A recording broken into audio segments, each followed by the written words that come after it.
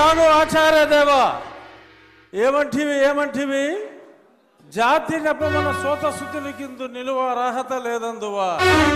ఎంత మాట ఇది క్షాత్ర పరీక్షయే గాని క్షత్రియ పరీక్ష కాదే. కాకూడదు, ఇది కుల పరీక్షయే అందువా. నీ తండ్రి భరద్వాజుని సంభవం ఎట్టిది. అతి దుముక్షాకరమైన నీ సంభవం ఎట్టిది. కుండలో పుట్టిదివి కదయ్యా, నీదే కులము. అంతేగాక ఈ కుల గురువైన వశిష్ఠుడు దేవకీ వేషయకు ఉర్వశీ పుత్రుడు కాడా. ఆయనదే కులము.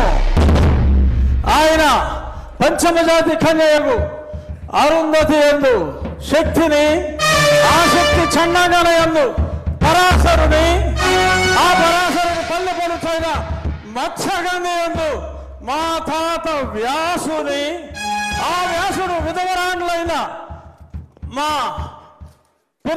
పితామహి అంబికతో నా తండ్రిని, పితామహి అంబాలికతో నా పినతండ్రి పాండురాజును, మా ఇంటి దాసితో ధర్మ నిర్మాణ సరుడని మీ అందరితో కీర్తించబడుతున్న ఈ విదురదేవుని కనలేదా?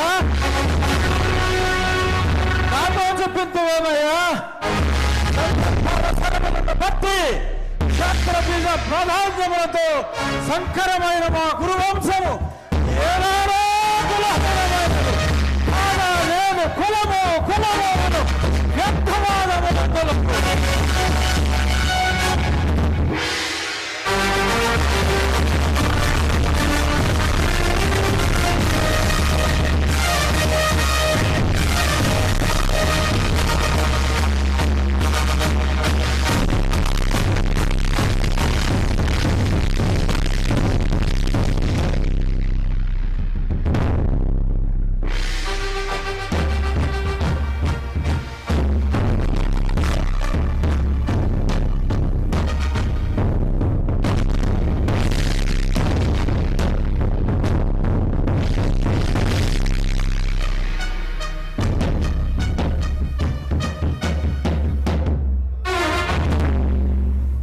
తెలుగుదనాన్ని అద్భుతమైనటువంటి డైలాగుల్లో దుర్యోధనుడి పాత్రలో ఏకపాత్రాభినయం చేసినటువంటి మన శాసనసభ ఉపసభాపతి ఆర్ఆర్ఆర్ శ్రీ కె రఘురామకృష్ణరాజు గారికి ఒక్కసారి గట్టిగా కర్తవ్య ధ్వనులు అందిద్దాం.